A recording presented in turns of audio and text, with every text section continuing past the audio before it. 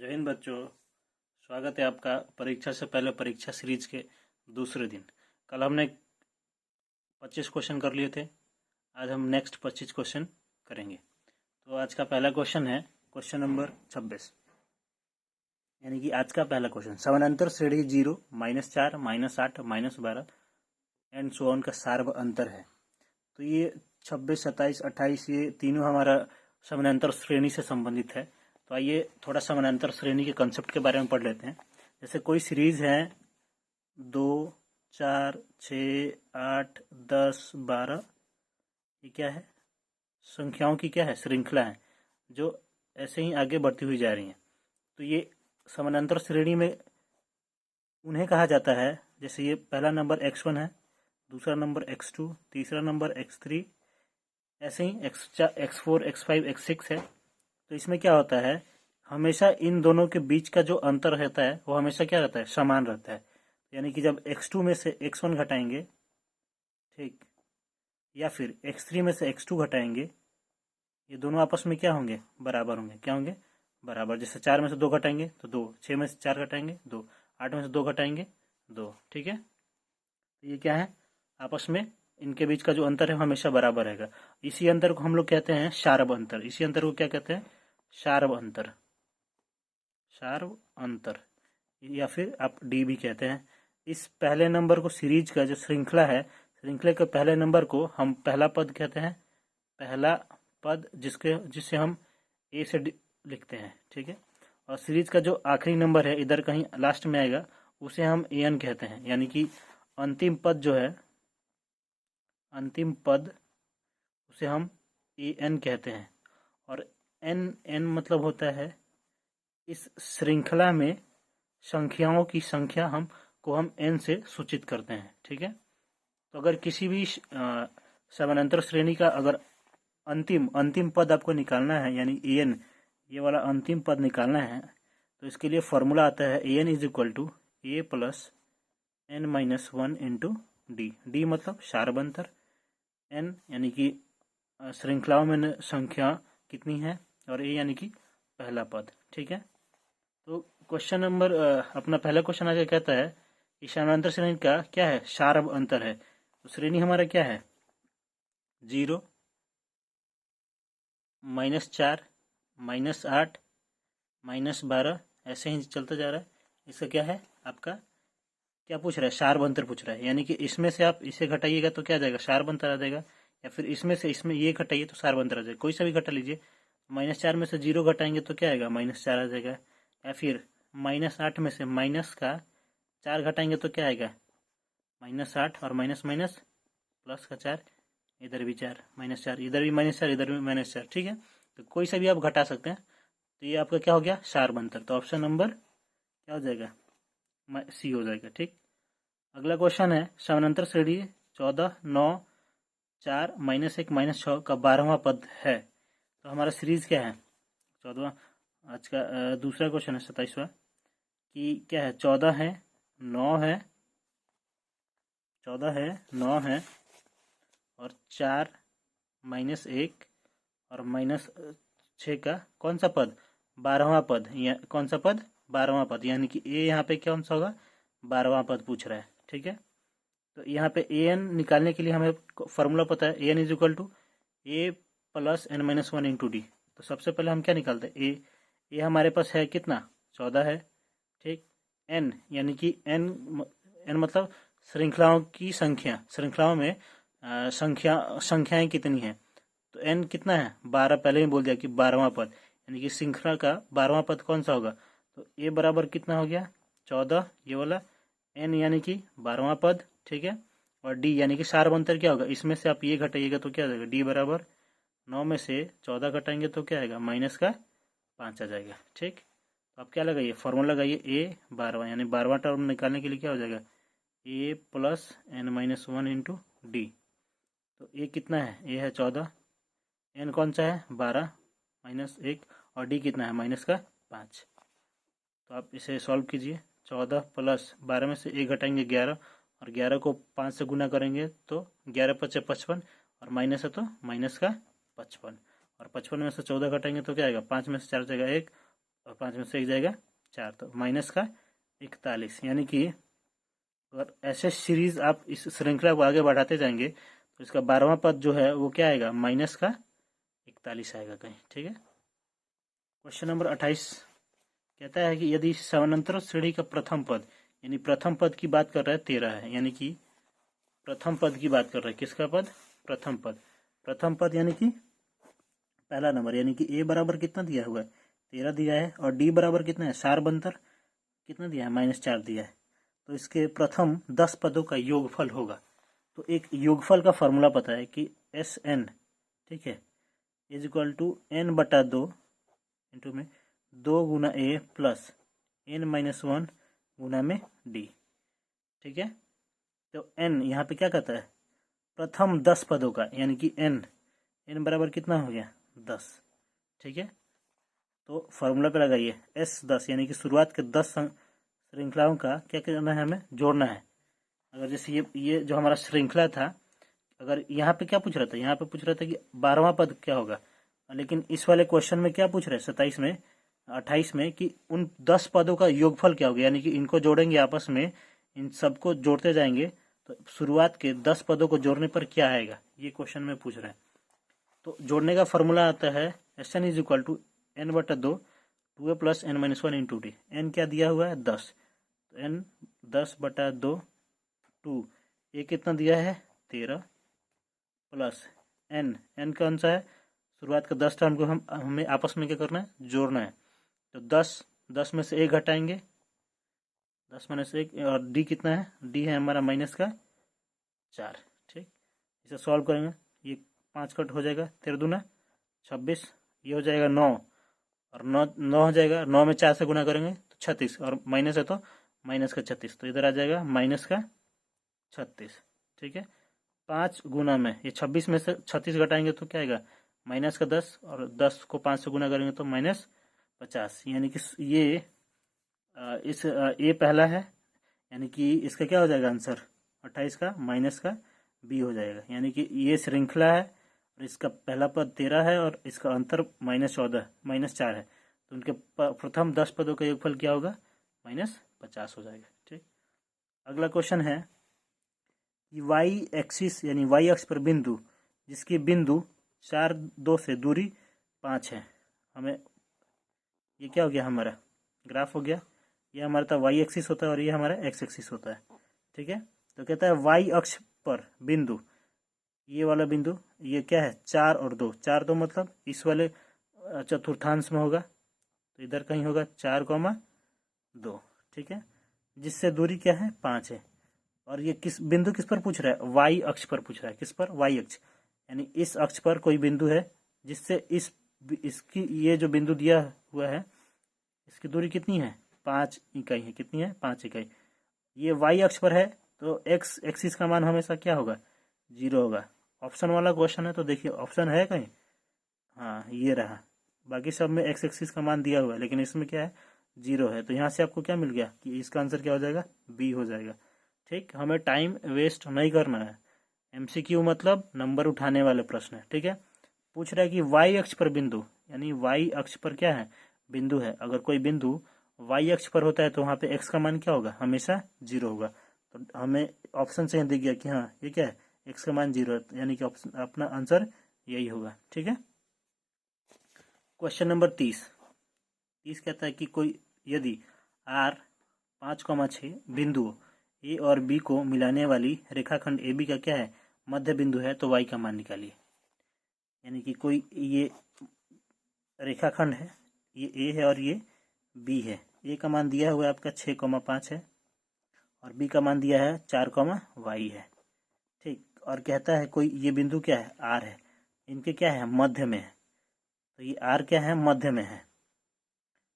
इसका मान दिया है कितना, 6,5,6। तो आपको पता होना चाहिए कि अगर ये मध्य का कोई भी बिंदु निकालना है तो क्या हो जाता है, जैसे अपना ये लाइन है, अगर यहाँ पे कोई बिंदु A है और यहाँ पे B है, इसका मान है x1, y1 और इसका मान है x2, y2, और ये बिंदु क्या है, इसके मध्य में है। ठीक, तो इसका मान क्या हो जाएगा, हमेशा x1 प्लस x2 का half comma y1 plus y2 का हाफ। ठीक है, तो यहाँ पे भी सेम है। तो यहाँ पे क्या पूछ रहा है, y का मान निकालना है। तो ये जो है ये वाला है ना, y1 प्लस y2/2, तो ये क्या हो जाएगा, y1 कितना है 5 प्लस y2 कितना है y/2 बराबर, ये किसके बराबर है 6 के बराबर। ठीक है, तो इधर भाग में है तो इधर जाके गुना में हो जाएगा, 5 प्लस y बराबर 6 दूना 12, और y बराबर क्या हो जाएगा 12। ये 5 इधर प्लस में इधर जाएगा घटाओ में, तो 12 में से 5 जाएगा, क्या आ जाएगा 7। तो y का मान यहाँ पे क्या आ जाएगा 7 आ जाएगा। Option number B. Question number 31 कहता है बिंदुओं 6, -5 एवं -2, 11 को जोड़ने वाले रेखाखंड के मध्य बिंदु का नियामक यदि 2, p हो तो p का मान निकालें। इस बार क्या दिया हुआ है, इस बार हमें इस क्वेश्चन में दिया हुआ है कि ये और ये जोड़ने वाले, ये एक है 6, -5 और दूसरा है ये वाला बिंदु -2, 11, और इनका जो मध्य बिंदु है, मध्य बिंदु का नियामक क्या दिया है 2, p, यानी ये मध्य बिंदु है, ये 2, p दिया है। ठीक है, तो फिर से वही वाला फॉर्मूला लगाएंगे।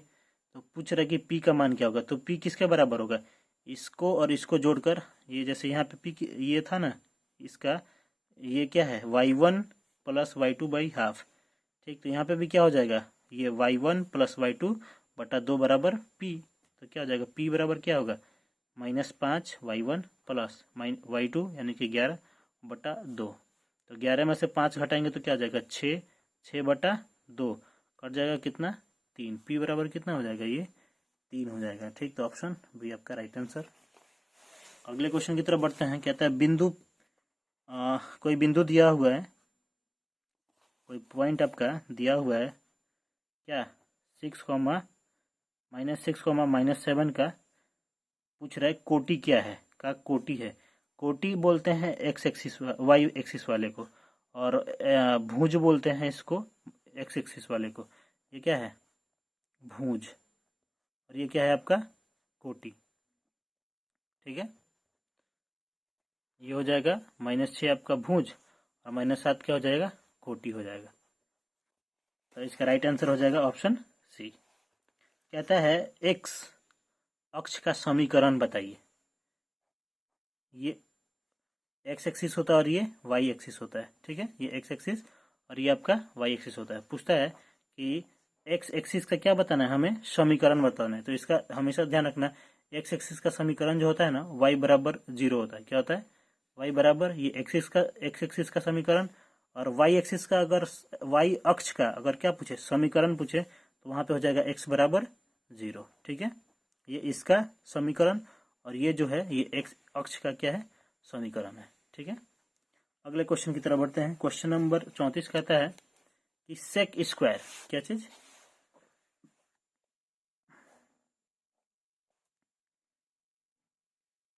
सेक square 10 degree minus cot square 80 degree का मान है। तो हमें पता है दो फॉर्मूला आपको पता होना चाहिए, चाहे पता होगा भी, कि sec square theta minus tan square theta बराबर 1 होता है, या फिर cosec square theta minus cot square theta बराबर 1 होता है। तो यहाँ पे सेक है तो टेन नहीं, और कॉट है तो आपका कॉसेक नहीं है। तो क्या करेंगे, या तो सेक को कॉसेक में चेंज करेंगे, नहीं तो कॉट को आपका टेन में चेंज करेंगे। चलिए, आपको पता है सेक को कॉसेक में कैसे चेंज करते हैं, ये भी पता है। सेक 90 माइनस थीटा किसके बराबर होता है, कॉसेक के थीटा के बराबर होता है ना। तो यहाँ पे आप क्या लिख सकते हैं, सेक क्या है इधर 10 है तो 10 को 90 माइनस 80 लिख सकते हैं। 90 में से 80 घटाएंगे तो क्या आएगा 10 के बराबर, और इधर स्क्वायर है तो स्क्वायर, और माइनस में कॉट स्क्वायर 80 डिग्री। सेक 90 माइनस थीटा, सेक 90 माइनस थीटा किसके बराबर, कॉसेक थीटा के बराबर। तो यहाँ पे क्या आ जाएगा कॉसेक का स्क्वायर, और थीटा क्या है इधर अपना 80 है, इधर थीटा वही है ना थीटा, यहाँ पे थीटा क्या है 80, तो इधर क्या आ जाएगा 80 माइनस कॉट स्क्वायर 80 डिग्री। अब आपको पता है इधर cosec square theta minus cot square theta बराबर क्या होता है 1 होता है। तो आंसर क्या हो जाएगा 1। आपका आंसर हो जाएगा ऑप्शन ए।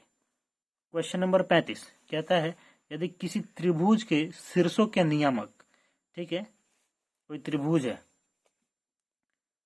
त्रिभुज ये आपका क्या है, त्रिभुज है, और इसके शीर्ष यानी कि ये जो पॉइंट्स हैं उसके नियामक, ये मान लीजिए पॉइंट ए है, इसका क्या है -1, 0 है।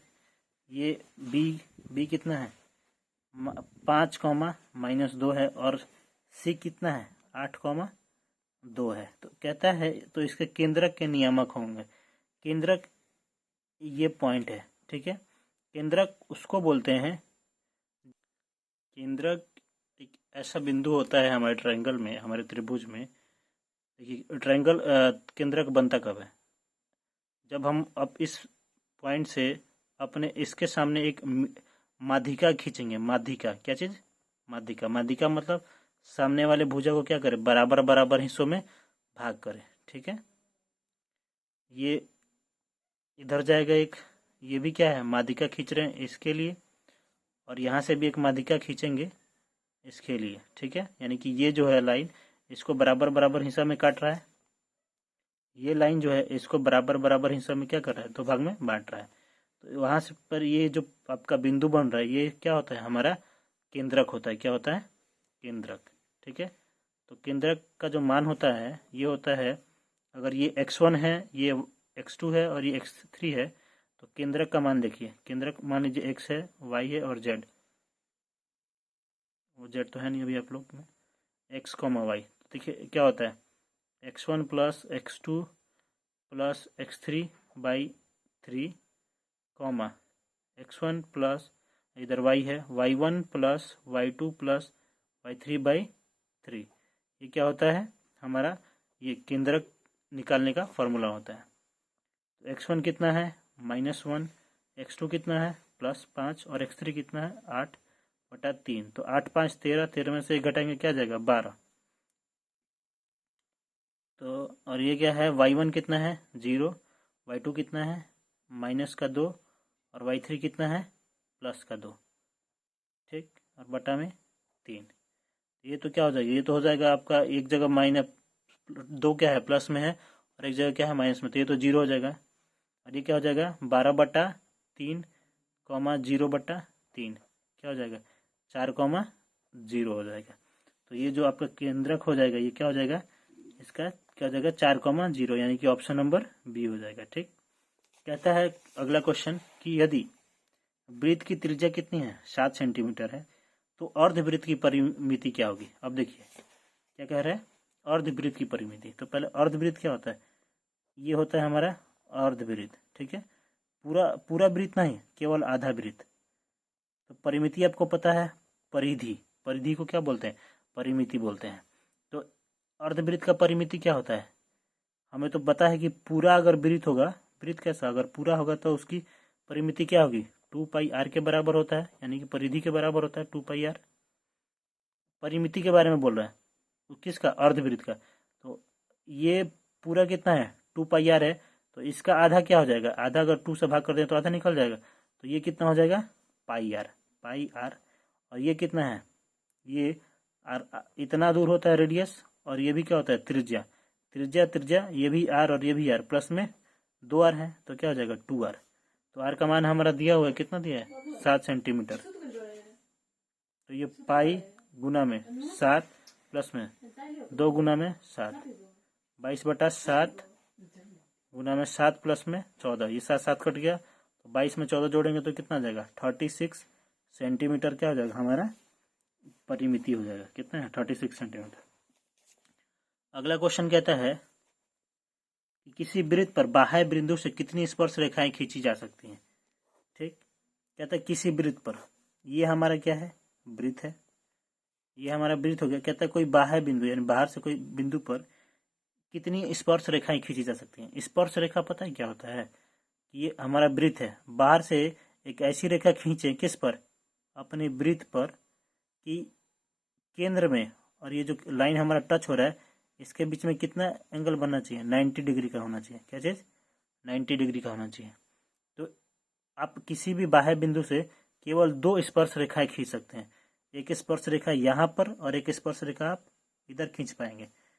तो ये भी क्या बनाएगा इधर 90 डिग्री का। तो मैक्सिमम आप एक बिंदु से कितने स्पर्श रेखा खींच सकते हैं 2।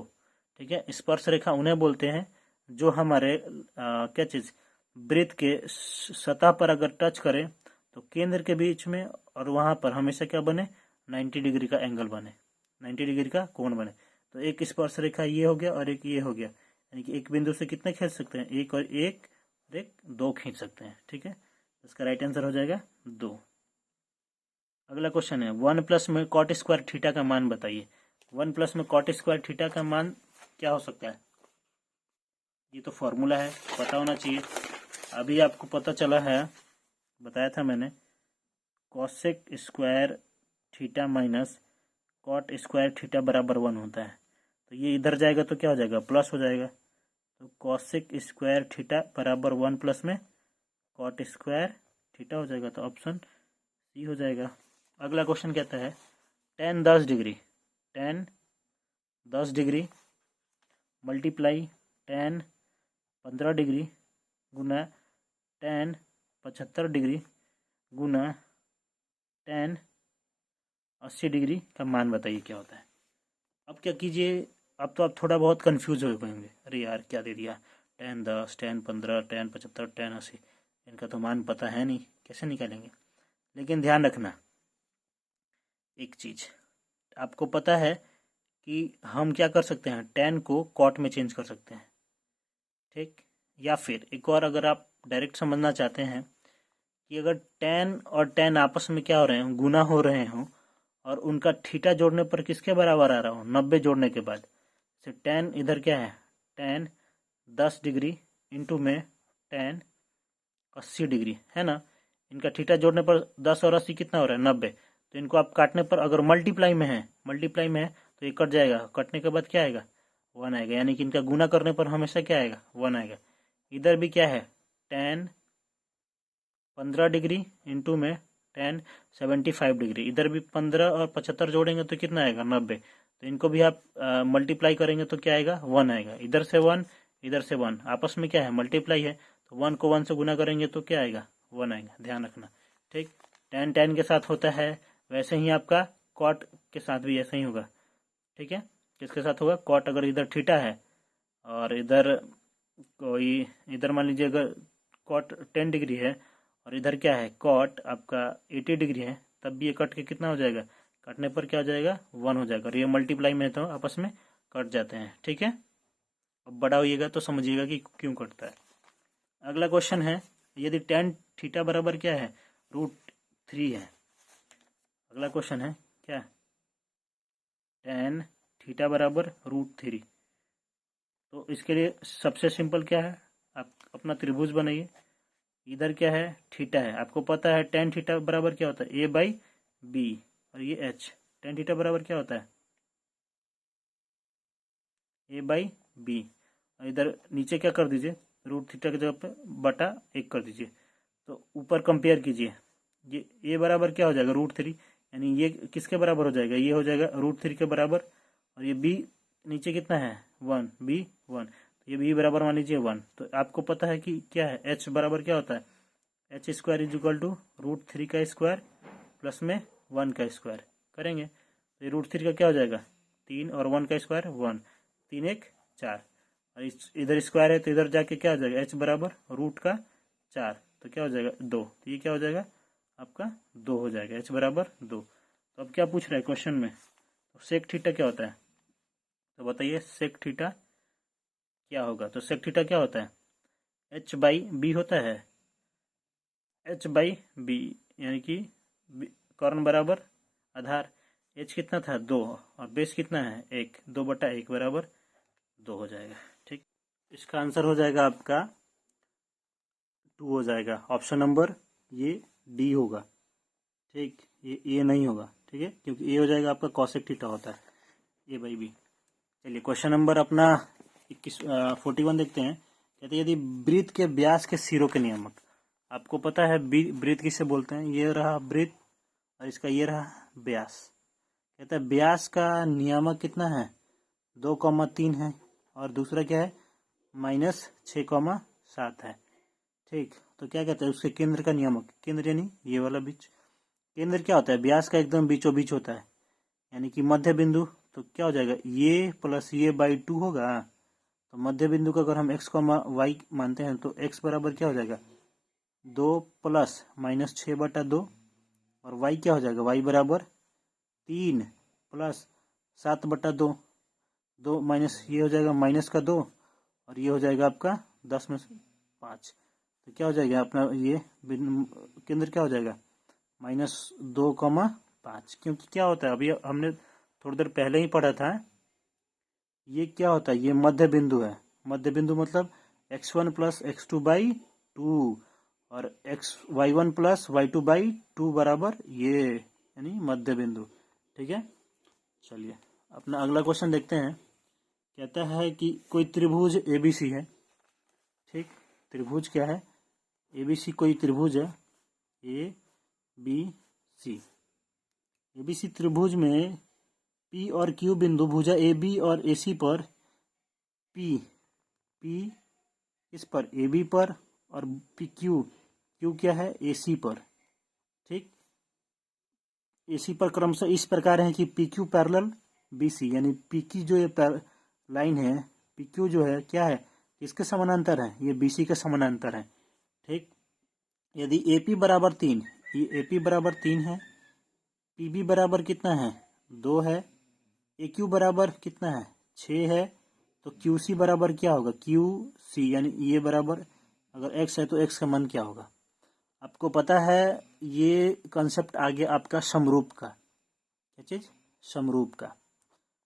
दो कोई भी आकार जो है समरूप कब होता है, जब उसकी संगत वाली कोण क्या हो, बराबर हो। संगत वाली जो कोण है यानी एंगल है वो क्या हो, बराबर हो।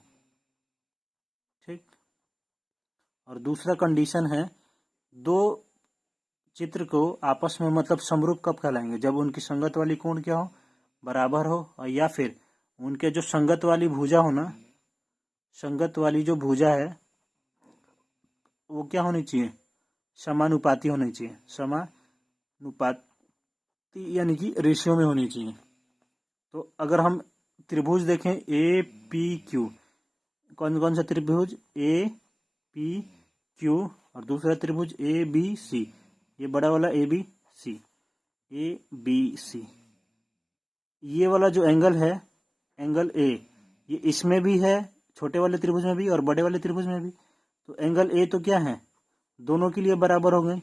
एंगल A क्या है, दोनों के लिए बराबर हो गई। ठीक, अब इसकी बात करते हैं, ये क्या है, ये क्वेश्चन में दिया है कि ये आपस में क्या है, समानांतर है।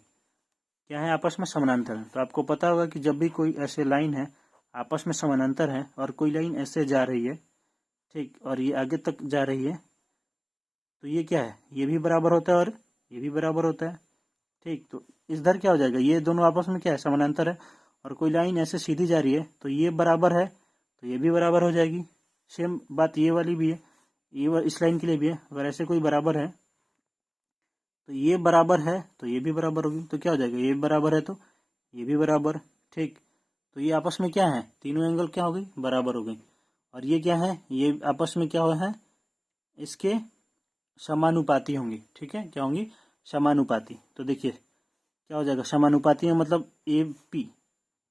AP बटा AB बराबर PQ बटा BC, ये वाला, और AQ बराबर AQ बटा ये पूरा AC। ठीक है, तो हमें दिया है AP, दिया है AP कितना है, 3, AB कितना है, AB क्या है 3, ये पूरा AB, 3 इधर है 2 इधर है, 3 2 5 बराबर PQ। हमें इसको हम क्या कर देते हैं, नेग्लेक्ट कर दीजिए।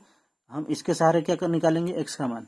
AQ कितना है, AQ बराबर 6, और AC कितना है, ये 6 और ये 6 प्लस x, 6 प्लस x।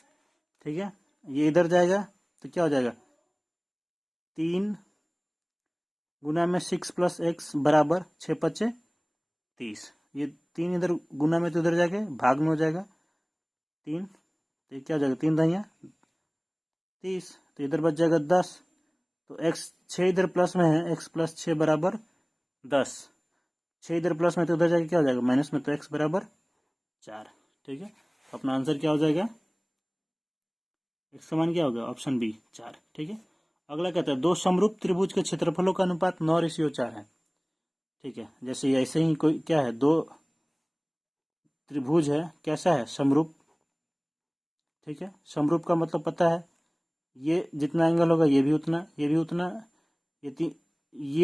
ये बराबर होगा, ये इसके साथ बराबर होगा और ये इसके साथ बराबर होगा। ठीक है, और ये वाली भुजा इसके साथ क्या होगी अनुपात में, ये इसके साथ और ये वाली इसके साथ होगी, तो वही कह रहे क्या है, समरूप है।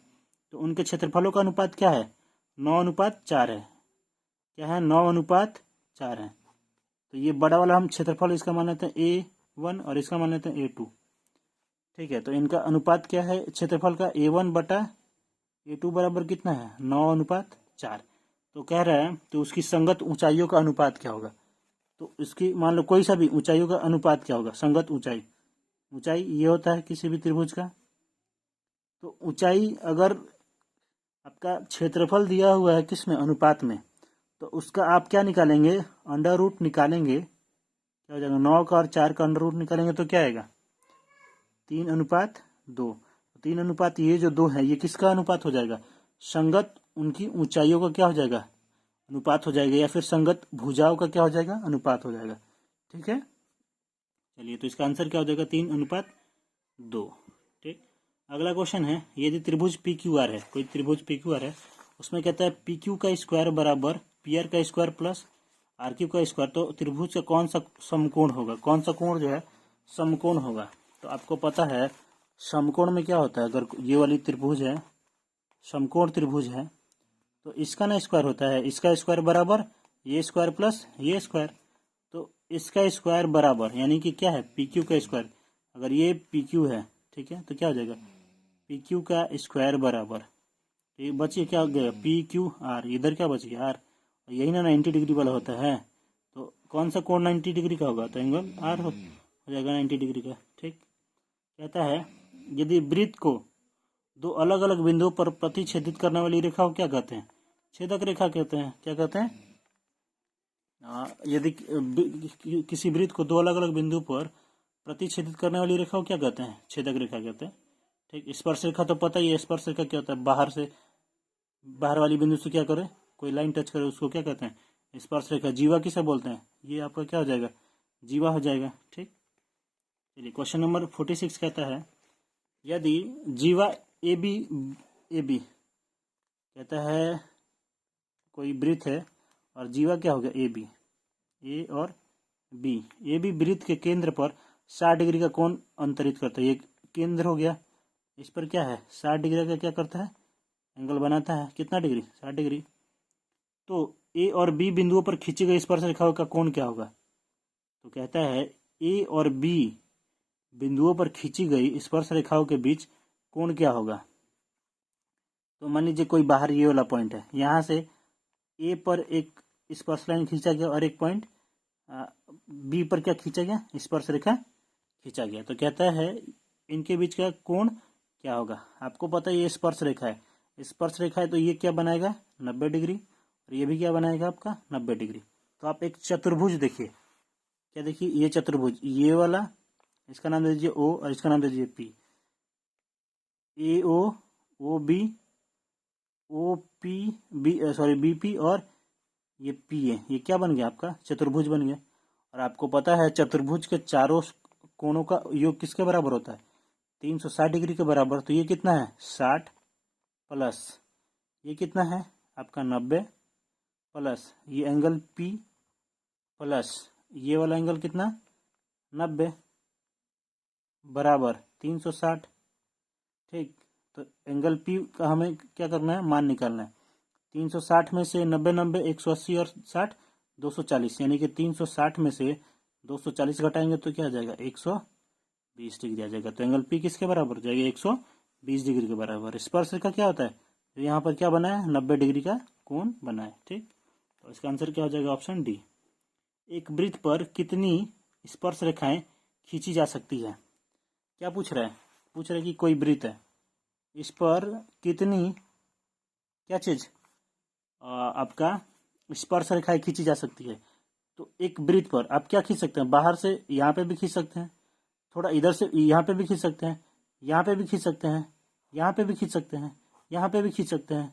मतलब यहाँ पे क्या करें, इसके साथ 90 डिग्री एंगल बनाए, यहाँ पे भी क्या हो जाएगा 90 डिग्री का एंगल बनाएगा।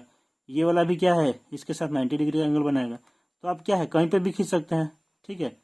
तो आप क्या कर सकते हैं, एक वृत्त पर कितनी स्पर्श रेखा खींची जा सकती है, तो अनंत खींची जा सकती है, जितना आप खींच सकते हैं, ठीक है।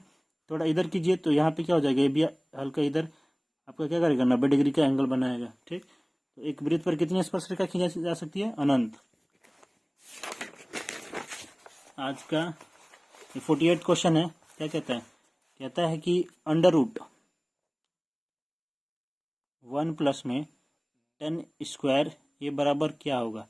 अब ये तो सिंपल आपको फॉर्मूला पता है, क्या सेक स्क्वायर ए माइनस 10 स्क्वायर ए बराबर 1 होता है। ये इधर जाएगा तो क्या हो जाएगा 1 में 10 स्क्वायर ए, इधर से हट जाएगा तो ये किसके बराबर है, ये सेक स्क्वायर ए के बराबर है। रूट से स्क्वायर कट जाएगा तो क्या बच जाएगा, सेक ए। आंसर क्या हो जाएगा, ऑप्शन बी। क्वेश्चन नंबर 49 क्या कहता है, 49 कहता है कि cosec square 57 degree minus 10 square 33 degree का मान हमें निकालना है, ठीक है। तो इधर क्या है, कॉसेक अभी आपने पढ़ा, आपको फॉर्मूला पता था, cosec square theta minus cot square theta बराबर 1 होता है। तो इस tan को हम क्या कर दें, कॉट में चेंज कर दें, या फिर इस कॉसेक को क्या कर दें, सेक में चेंज कर दें। तो आपको पता है इस कॉसेक को क्या लिख सकते हैं, कॉसेक स्क्वायर ये क्या है 57 डिग्री है ना, तो इसको हम लिख सकते हैं 90 माइनस 33 और माइनस में 10 स्क्वायर 33 डिग्री, ये तो जैसे था वैसे लिख दिया। आपको पता है कॉस 90 माइनस थीटा किसके बराबर होता है, सेक थीटा के बराबर। तो ये क्या हो जाएगा, sec square theta cosec 90 minus theta बराबर सेक थीटा।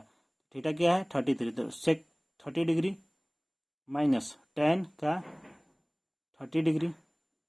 अभी इधर पढ़ा था आपने sec square theta minus 10 square theta बराबर 1 था, ये किसके बराबर हो जाएगा 1 के बराबर। आंसर क्या हो जाएगा, ऑप्शन बी।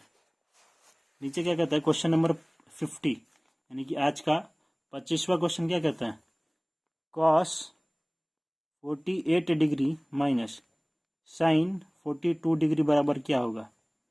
आपको पता है साइन किस में 90 में किस फॉर्मूला आपको पता होगा, साइन 90 माइनस थीटा बराबर कॉस थीटा, या फिर कॉस 90 माइनस थीटा बराबर साइन थीटा होता है। तो क्या करें, इधर भी कॉस की जगह पर साइन यूज कर सकते हैं। देखिए कैसे, कॉस ये 48 है ना, इसको 90 माइनस 42 लिख सकते हैं। 90 में से 42 घटे क्या आएगा 48 आएगा, माइनस साइन 42। अब आपको क्या पता है, cos 90 minus theta sine theta के बराबर होता है। साइन थीटा के इधर 42 माइनस इधर भी क्या है साइन 42, तो साइन 42 माइनस साइन 42 किसके बराबर, 0 के बराबर। तो आंसर क्या हो जाएगा, ऑप्शन बी। क्या हो जाएगा, ऑप्शन बी, ठीक है। तो गाइस ये थे आज के 25 क्वेश्चन। कैसा लगा आपको ये 25 क्वेश्चन, आप हमें कमेंट सेक्शन में क्या करें, कमेंट करके बताएं।